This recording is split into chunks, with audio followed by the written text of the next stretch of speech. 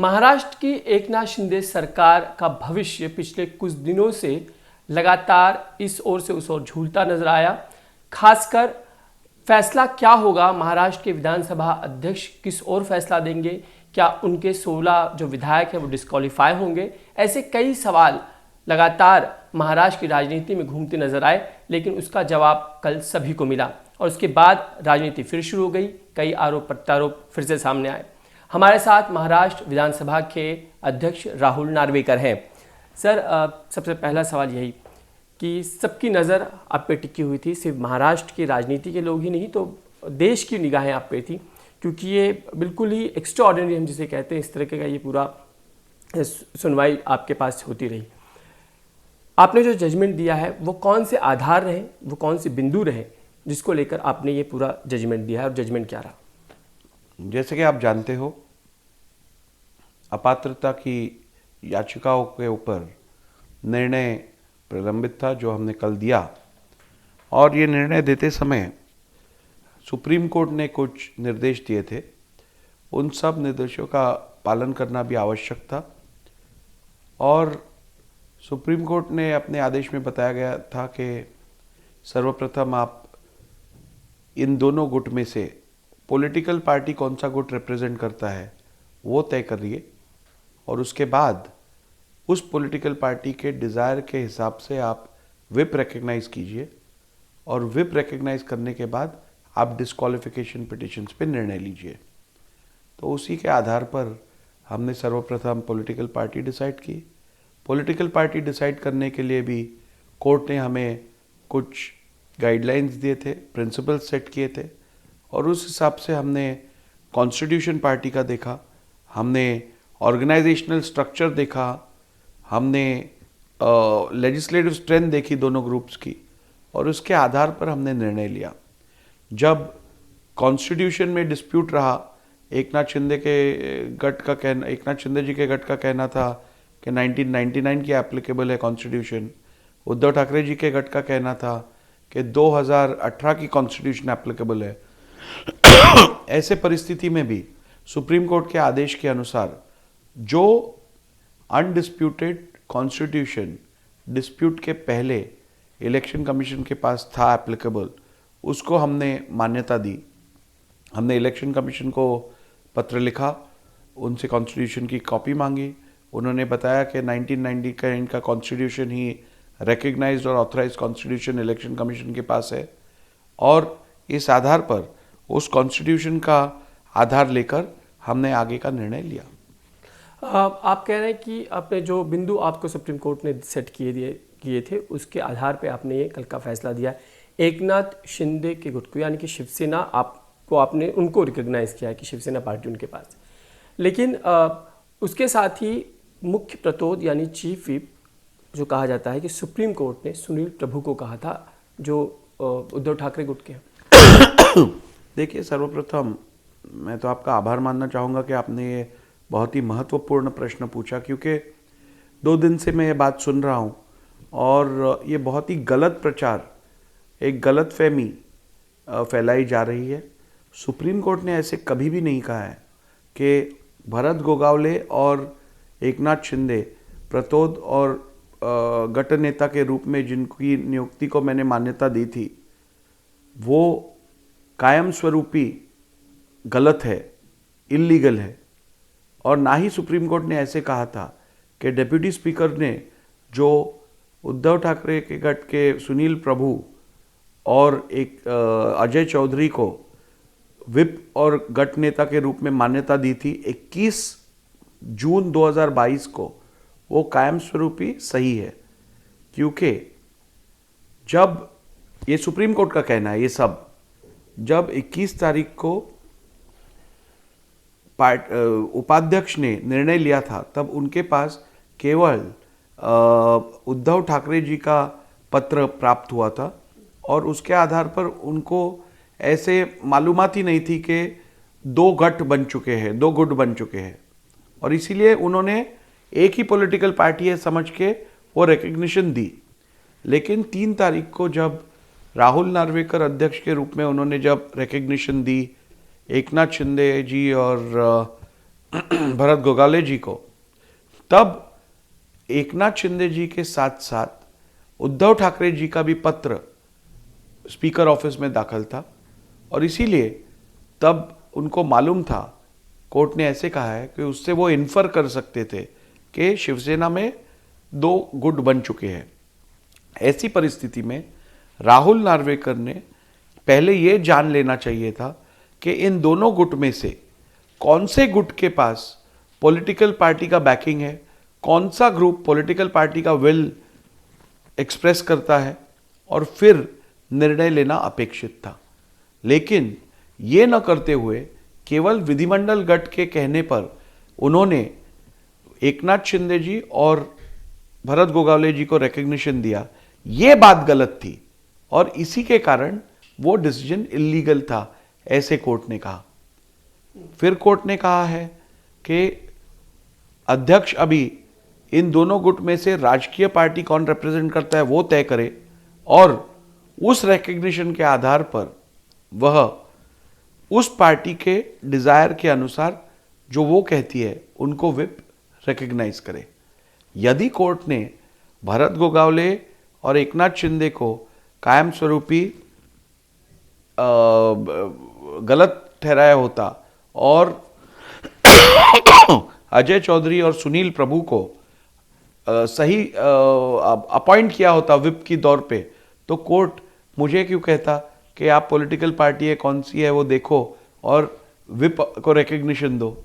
Whip को recognition देने का काम मुझे सौंपा गया था और वो रिकग्निशन कैसे देना है इसका प्रोसीजर भी ले डाउन किया गया था और उसके आधार पर मुझसे इन दोनों में से किसी को भी विप रिकग्नाइज करने का आदेश दिया गया था।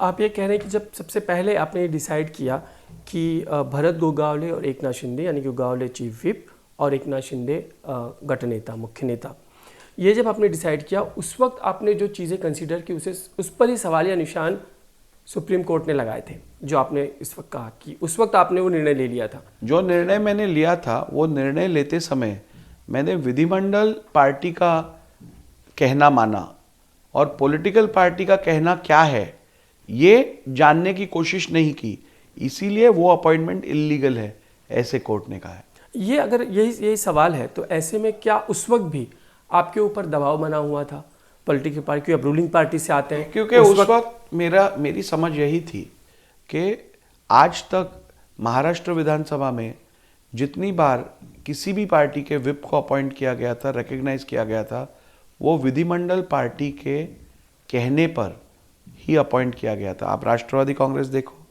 आप कांग्रेस पार्टी देखो, आप भारतीय जनता पार्टी देखो, आप शिवसेना देखो, आज नहीं पिछले 20 साल 25 साल से शिवसेना की अपॉइंटमेंट ये विधिमंडल लेजिस्लेचर पार्टी के कहने पर हो रही है, विप और लीडर की अपॉइंटमेंट। तो मेरा उस समय ये मानना स्वाभाविक था, लेकिन कोर्ट ने कुछ अलग निर्णय दिया था। कोर्ट का कहना था कि नहीं, लेजिस्लेचर पार्टी के कहने पर नहीं, पॉलिटिकल पार्टी के कहने पर अपॉइंटमेंट होनी चाहिए। अब यही बात ही सुप्रीम कोर्ट जब ये कहता है कि पॉलिटिकल मतलब लेजिस्लेटिव पार्टी और पॉलिटिकल पार्टी संगठन, ये दो अलग चीज़ है।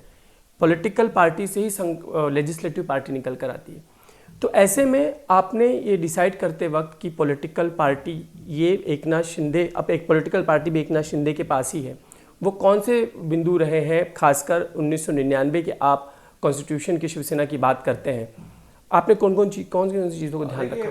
कोर्ट ने अपने निर्णय में कहा है कि जब आप पॉलिटिकल पार्टी कौन सी है ये निर्णय लोगे, तब आपको 3 जो प्रिंसिपल्स उन्होंने सेट आउट किए हैं अपने जजमेंट में, उसमें से पहले उन्होंने कहा है कि आप पार्टी का कॉन्स्टिट्यूशन देखिए, फिर उन्होंने कहा है कि आप पार्टी का ऑर्गेनाइजेशनल स्ट्रक्चर देखिए, और फिर उन्होंने कहा है कि आप पार्टी का लेजिस्लेटिव स्ट्रेंथ कौन से ग्रुप के साथ कितना है ये तय करिए, वो देखिए। तो हमने तीनों किया।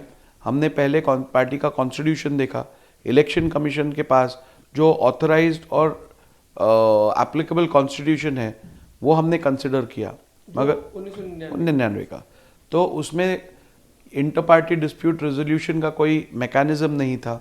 उसमें पार्टी में ऐसी सिचुएशन आने पर कौन निर्णय लेगा, पार्टी कैसे उसको रिजॉल्व करेगी, वो क्लैरिटी नहीं थी।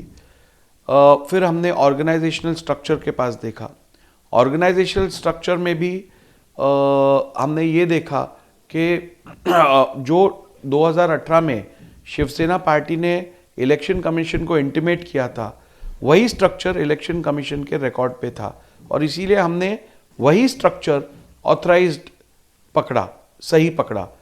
लेकिन वो देखने के बाद जब सुप्रीम कोर्ट के पैराग्राफ 168 में ये भी कहा गया है कि अध्यक्ष को ये देखना है कि ये जो ऑर्गेनाइजेशनल स्ट्रक्चर है वो पार्टी के संविधान के अनुसार बनाया गया है या नहीं, इसलिए हमने वो भी चेक किया।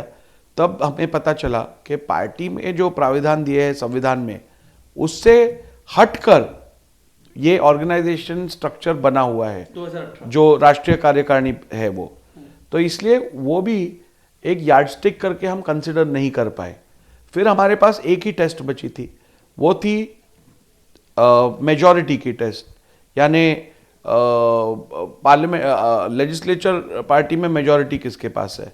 तो इन तीनों चीज़ों का आधार लेते हुए हमने सुप्रीम कोर्ट ने बताए हुए निष्कर्ष के ऊपर ध्यान देते हुए हमने ओरिजिनल पार्टी कौन सी है ये तय किया।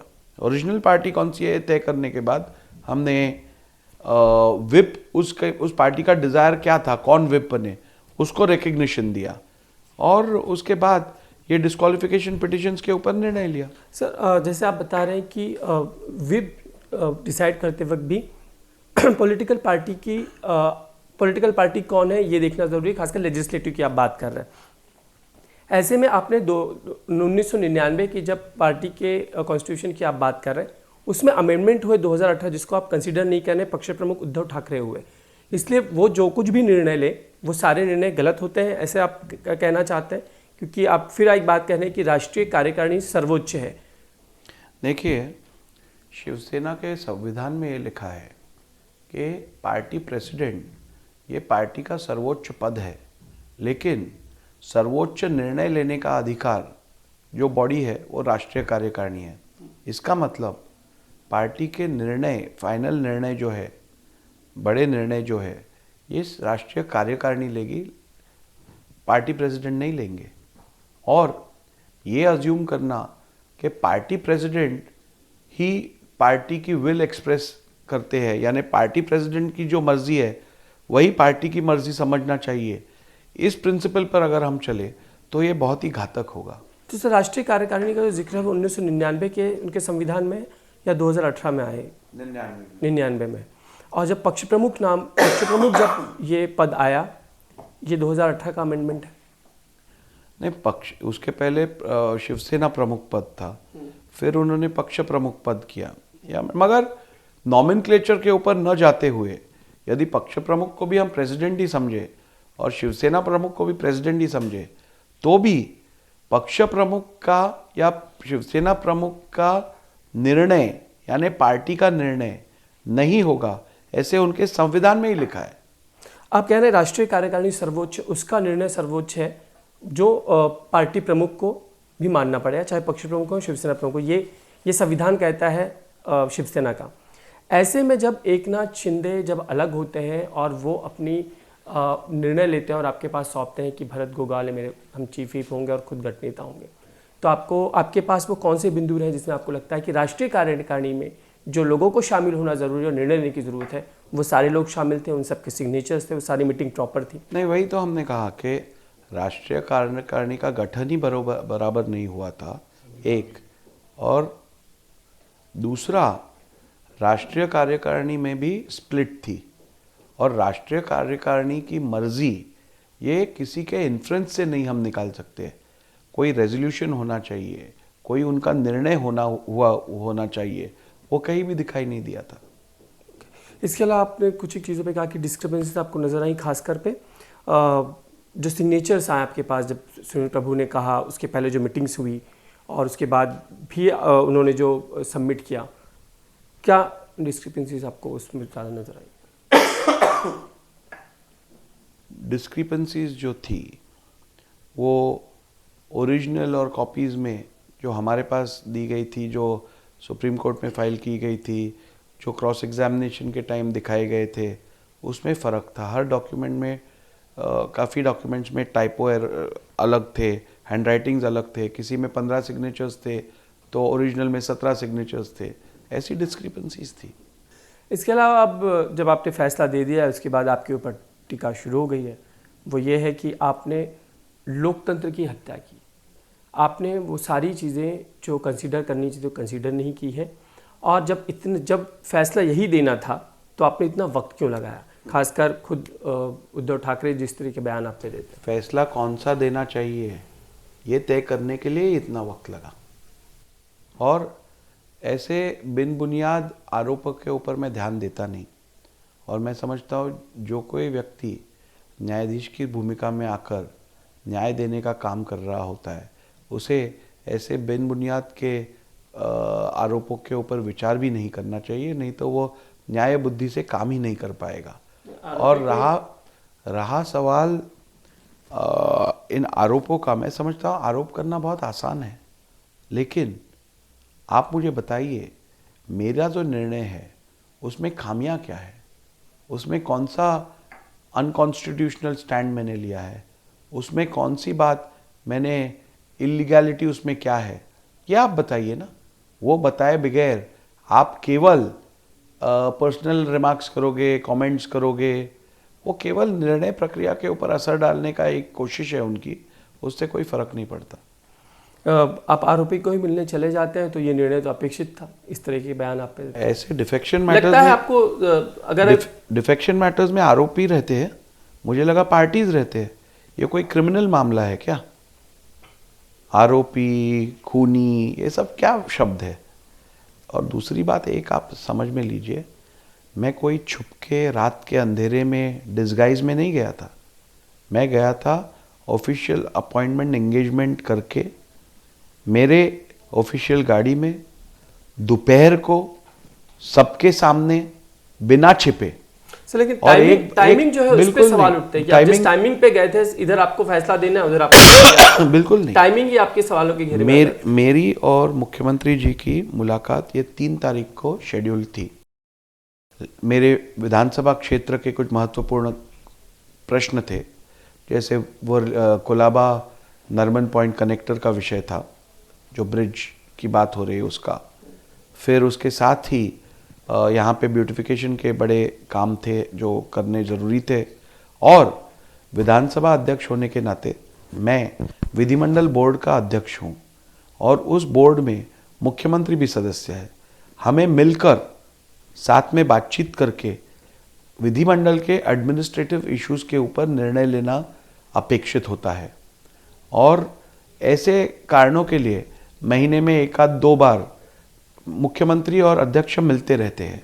तो ऐसी परिस्थिति में मेरी 3 तारीख को मीटिंग फिक्स थी, लेकिन मेरी तबीयत स्वस्थ न होने के कारण, मुझे इन्फ्लुएंजा होने के कारण मैं जा नहीं पाया, और तबीयत सुधरने के बाद मैंने वापस उनसे मुलाकात करने का निर्णय लिया। और दूसरी बात मुझे बताइए, इस साल 1.5 साल में यदि मैं एक निर्णय डिस्क्वालिफिकेशन पिटिशन हियर कर रहा हूं, तो मुझे क्या बाकी अपने काम करने नहीं चाहिए? विधायक के रूप में अपने मतदार संघ के प्रश्न नहीं सुलझाने चाहिए? बोर्ड के काम नहीं करने चाहिए? और मुझे एक बात बताइए, इस पूरे साल में पिछले हफ्ते तक, 2 हफ्ते पहले तक मेरे पास कितने विधायक आए, शिवसेना के भी आए, जिनके ऊपर अपात्रता की याचिका थी, उनके साथ मेरी बातचीत हुई, चेंबर में बैठना हुआ। क्या इसका मतलब वो भी कोई गलत बात थी? अभी परसों के दिन मैं गोवा विधिमंडल के एक कार्यक्रम में उपस्थित रहने के लिए जा रहा था। सुबह एयरपोर्ट के लाउंज में मेरी जयंत पाटिल जी एनसीपी के लीडर है, उनसे मुलाकात हुई, उनसे बातचीत हुई। अनिल देसाई जी से उसी समय मेरी बातचीत हुई, मुलाकात हुई, शिवसेना के नेता है। तो क्या उसमें भी कुछ गलत अर्थ निकालने की जरूरत है?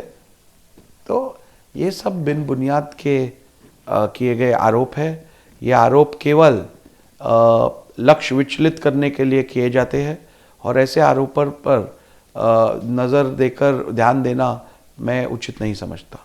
सवाल ये कि अब जबकि आपने फैसला दे दिया है, ऐसे में पार्टी एकनाथ शिंदे हैं, तो आपके लिए अब जो उद्धव ठाकरे गुट बचा है कि अब वो भी आप शिवसेना ही समझते हैं, अब उसे किस तरह गुट की तरह देखेंगे आप? जहाँ तक महाराष्ट्र विधिमंडल का सवाल आता है, विधिमंडल पक्ष तो एक ही है। मेरे पास कोई रिप्रेजेंटेशन आई नहीं है कि विधिमंडल पक्ष में स्प्लिट मान लीजिए आप।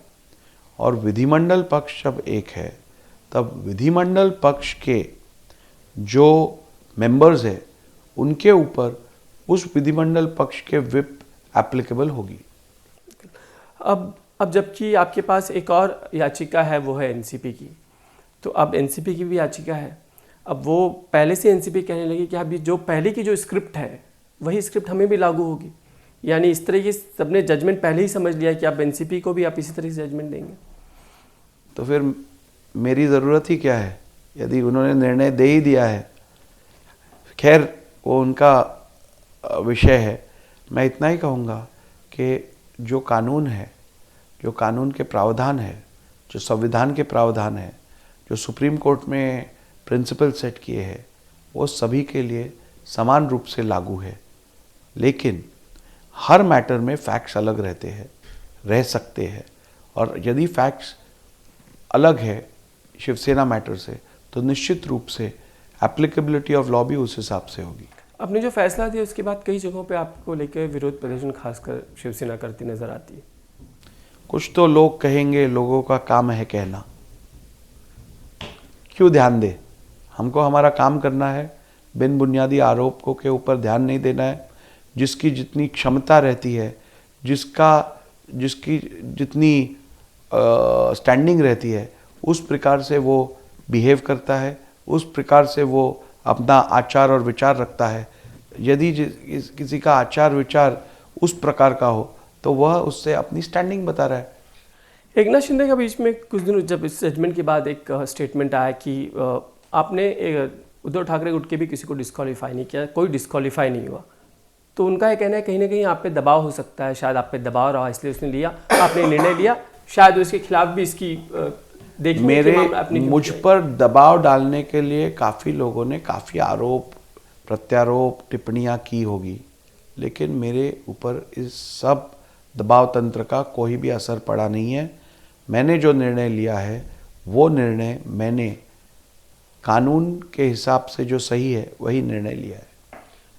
विधिमंडल का अधिवेशन बजट का शुरू होगा, ऐसे में उसी समय उसके पहले आपको फैसला देना है एनसीपी को लेकर, क्या आप पूरी तरीके से तैयार हैं अपने, क्योंकि अभी उसकी भी हियरिंग मेरा पूरा प्रयास रहेगा कि जल्दी से जल्दी ये सब काम मैं पूरा करूं और एक अच्छा और कानूनी निर्णय मैं वापस दूं।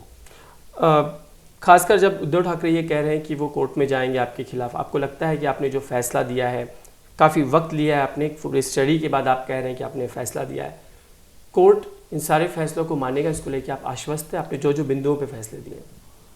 मुझे पूरा यकीन है कि जो निर्णय मैंने दिया है वो शाश्वत सस्टेनेबल निर्णय है, लीगली सस्टेनेबल निर्णय है, इसमें कोई भी खामियां नहीं है, ऐसे मेरा मानना है। और इसीलिए कोर्ट निश्चित रूप से यदि ये चैलेंज होता है तो इस निर्णय को अपहोल्ड करेगी। कोई भी फैसला है उसको इतिहास अपने तरीके से उसकी कारण मीमांसा करता है।